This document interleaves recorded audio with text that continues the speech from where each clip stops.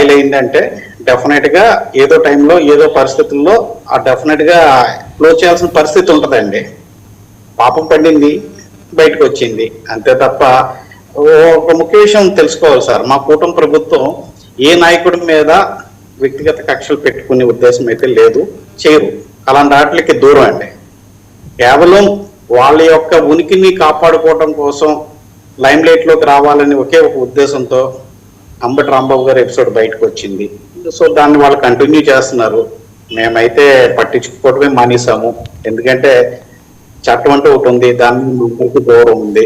మీరెందుకు పట్టించుకుంటారు? జైల్లో ఉన్నది ఆయన కదా. అవునండి, అందుకనే కదా సార్ చట్టానికి అప్పచెప్పినప్పుడు చట్టం తన పని తను చేసుకుని వెళ్ళిపోద్దండి. మీరు నేను కూర్చుని విడుదల చేయండి అంటే నడవదు కదండి. ప్రాసెస్ ఉంటది, ప్రాసెస్ ప్రకారంగా కక్ష సాధింపని కదా, ఏవి లేనిది క్రియేట్ చేస్తున్నారని కదా వాళ్ళ ఆవేదన. వాళ్ళ అమ్మాయి గారు వచ్చి సీరియస్ గా మాట్లాడుతున్నారు, పవన్ కళ్యాణ్ గారిని ప్రశ్నిస్తున్నారు ఆవిడ. సార్ మౌనిక గారికి ఒకే ఒక సూటి ప్రశ్న అండి. ఇదే మౌనిక గారు పవన్ కళ్యాణ్ గారిని లకారంతో తిట్టినప్పుడు కానీ, లేదంటే వివిధ సందర్భాల్లో అసెంబ్లీ సాక్షిగా చంద్రబాబు నాయుడు గారు భార్యని దూషించినప్పుడు కానీ, ఇలాంటి 4-5 సందర్భాల్లో మౌనిక గారు కనుక స్పందించి ఈ రోజు కూడా స్పందిస్తే ఒక నిబద్ధత ఉంటుందండి. ఈ రోజు నా తండ్రికి అన్యాయం జరిగింది, నా కులం ఇదని చెప్పి కార్డు వేసుకుని బయటకు రావడం అన్నది, అది అమ్మాయి చిన్న అమ్మాయి, ఎవరు వెనకాల నుంచి ఊపుతున్నారు, అమ్మాయి మాట్లాడుతుంది, తప్పే ఉందండి. సో రాజకీయాలు అన్నాక ఏదో విమర్శ చేయాలి, లైన్ రావాలనుకున్నారు. మీరే అంటున్నారు ఆ మేడం గారు ఫైర్ బ్రాండ్ రాబోయే రాజకీయాల్లో ఆసక్తిను అని. సో మీరే అన్నప్పుడు ఆ రకమైన ఎలివేషన్ కోసం అమ్మాయి పడతారు, తప్పులేదండి.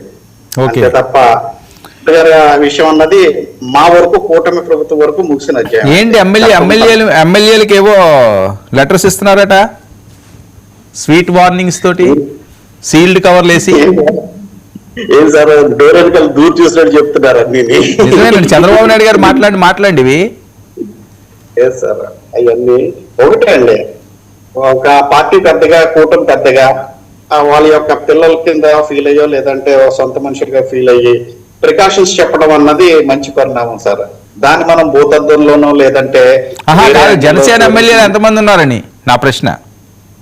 ఏదండి ఇందులో జనసేన వాళ్ళు ఎంతమంది ఉన్నారని ముఖ్యమంత్రి గారి హోదాలో చంద్రబాబు నాయుడు గారు చెప్పారని అడిగారు, అంతవరకు నేను సమాధానం చెప్తాను సార్.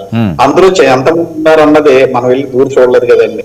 కాకపోతే పార్టీ కూటమి అధినేతగా ఆయన ఇవ్వాల్సిన గైడ్ లైన్స్ ఆయనకి ఇస్తారండి. పిల్లలు ఇలా ఉండాలి, ఇలా చెయ్యాలని ఒక గైడ్ లైన్స్ ఇస్తారు. అందులో తప్పు పట్టాల్సిన అవసరం లేదు, నెగిటివ్ చూడాల్సిన అవసరం లేదు.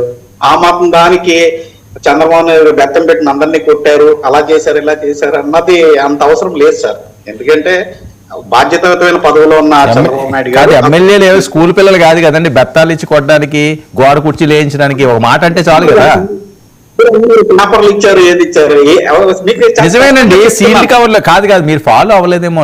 నేను లేనిది చెప్పను, ఉన్నదే చెప్తున్నాను నేను. సీల్డ్ కవర్లో ఎమ్మెల్యేలకు వాళ్ళ పనితీరు మీద ఒక సర్వే రిపోర్ట్ ఇచ్చారు.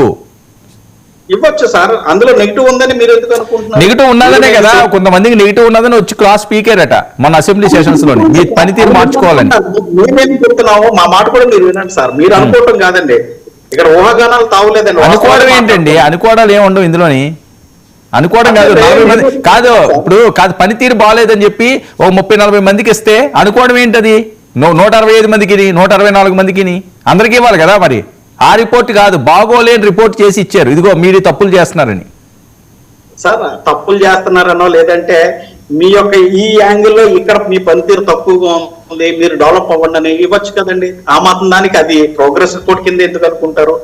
సో వాళ్ళ యొక్క పెర్ఫార్మెన్స్ పెంచుకోవచ్చు. మీ జనాల్లో మీ దగ్గర ఈ పార్ట్ దగ్గర మీకు కొంచెం తక్కువ ఉంది, మీరు డెవలప్ చేయండి, కార్యకర్తలకు అందుబాటులో గైడ్ లైన్స్ ఇచ్చి ఉండొచ్చండి చంద్రబాబు నాయుడు గారు.